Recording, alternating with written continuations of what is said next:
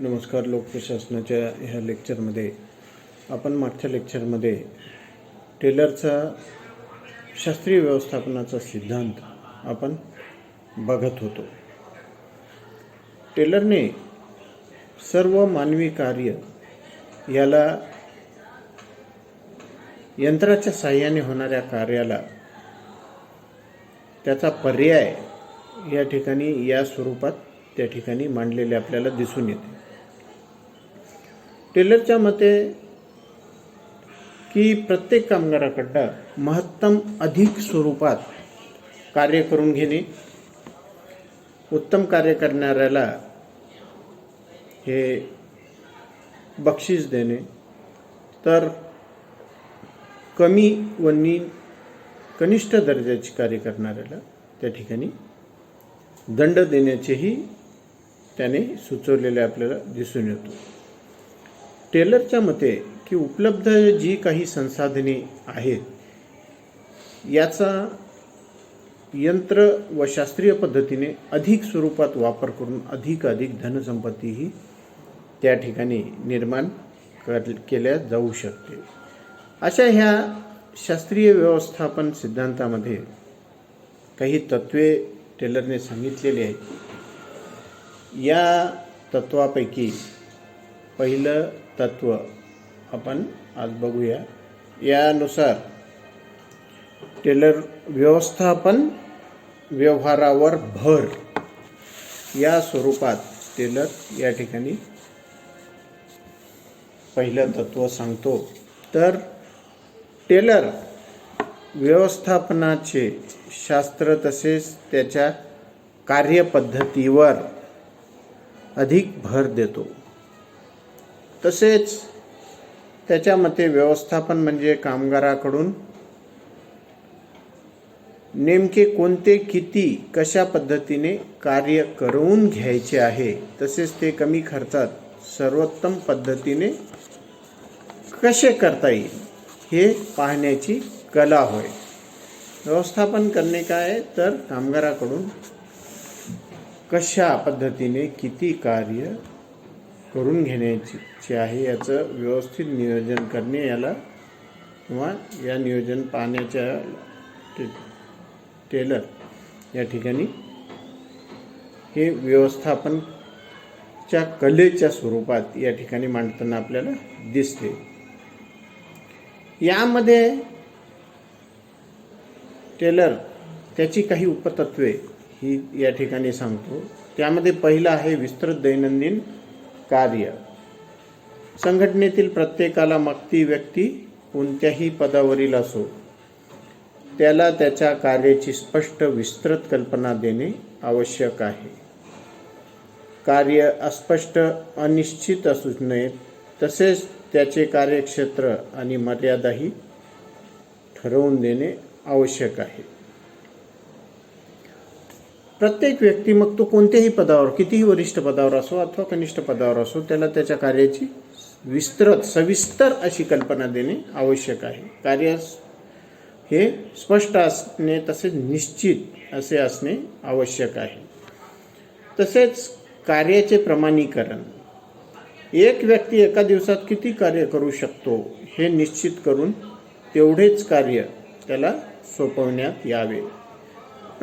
प्रमाणाबाहेर हे कोणत्याही व्यक्तीला कार्य देण्यात येऊ नये. तर हे अगोदर निश्चित करणे आवश्यक आहे की तो व्यक्ती त्या ठराविक वर्किंग आवर्समध्ये किती काम करू शकतो, किती कार्य करू शकतो, आणि त्याच प्रमाणामध्ये त्या वर्किंग आवर्ससाठी त्याला कार्य सोपविले जावे.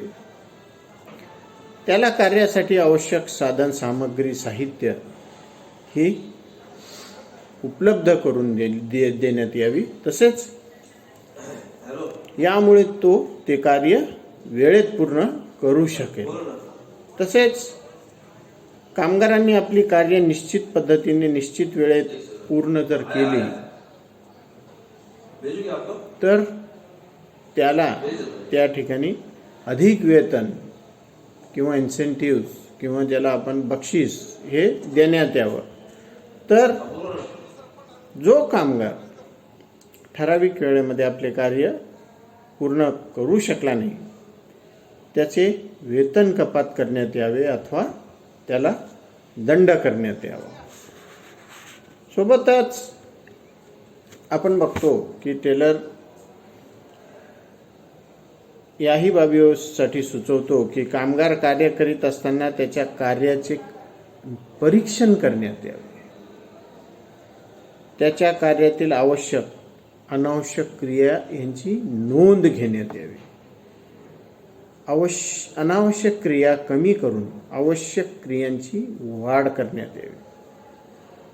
तसेच प्रत्येक क्रियेला किती वेळ लागतो हे निश्चित करण्यात यावे. तर या ठिकाणी टेलर सांगतात की प्रत्येक कामगाराच्या कार्याचे हे चिकित्सक असे निरीक्षण करण्यात यावे. ह्या निरीक्षणातून त्याच्या सर्व प्रकारच्या क्रियांची या ठिकाणी नोंद करण्यात यावी.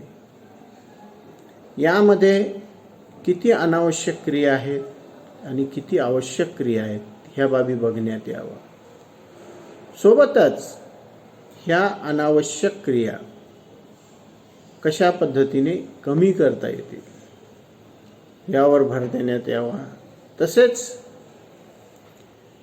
ह्या आवश्यक क्रिया ज्या आहेत ह्या आवश्यक क्रियामध्ये कशा पद्धतीनं वाढ करता येईल या बाबी त्या ठिकाणी बघण्यात यावे. तसेच आवश्यक क्रियापैकी प्रत्येक क्रियेसाठी त्या सेवकाला किती वेळ लागतो हे निश्चितपणे ठरवून घ्यावे. आणि यामधून जर ह्या प्रत्येक क्रियेला लागणारा वेळ जर कमी करता आला तर काय होईल, निश्चित स्वरूपात त्या सेवकांच्या आवश्यक क्रिया ह्या वाढू शकतील. तसेच प्रत्येक सेवकाच्या किंवा कामगाराच्या विश्रांतीचा कालावधी जो आहे तो निश्चित करण्यात यावा. प्रत्येक कार्यासाठी त्या कामगाराला किती वेळ लागतो, तसेच किती वेळानंतर त्या कामगाराला त्या ठिकाणी थकवा येतो आणि तसेच किती वेळानंतर त्याला विश्रांती दिली जावी आणि ह्या विश्रांतीचा कालावधी किती असावा हे निश्चित करून कामगाराच्या दररोजच्या कामाचे तास जे आहे हे ठरविण्यात यावे. प्रत्येक कामगाराचं काम करताना योग्य निरीक्षण करावं. या माध्यमातून तो कामगार प्रत्येक कार्यासाठी किती वेळ लावतो ह्या बाबी बघण्यात याव्या. तसेच किती वेळानंतर तो कामगार थकून जातो हे बघावं आणि या अनुषंगाने हे ठरवावं की या कामगाराला या ठिकाणी किती वेळानंतर विश्रांती देण्यात यावी. तसेच पुढच्या त्याच्या कार्याच्या अनुषंगाने त्याला किती वेळ हा विश्रांतीसाठी देण्यात यावा हे निश्चित करावं आणि या सर्व बाबी त्या ठिकाणी विचारात घेऊन त्या कामगाराच्या कामाचे तास जे आहेत ते त्या ठिकाणी निश्चित करावे. तसेच ज्याप्रमाणे कामगाराची कार्य विश्रांती ह्या बाबीचे निश्चितीकरण करण्यात येते तसेच त्याच्या मजुरीचे सुद्धा निश्चितीकरण करणे आवश्यक आहे. कार्यातील चुका, कार्याचा वेळ, तसेच त्या कामगाराला येणारा थकवा, त्याला दिली जाणारी विश्रांती यावरून त्याचे वेतन आणि मजुरी ही निश्चित करण्यात यावी. या घटकांचा आणि मजुरीचा त्या ठिकाणी टेलरने एक दृढ संबंध दाखवलेला आहे आणि त्याच्या चुका कार्याला लागणारा वेळ, थकवा, तो घेत असलेली विश्रांती या सर्व बाबीवरून त्याची मजुरी निश्चित करावी असे टेलर सुचवतो. पुढील जे तत्व आहे ते आपण नेक्स्ट लेक्चरमध्ये बघू. धन्यवाद.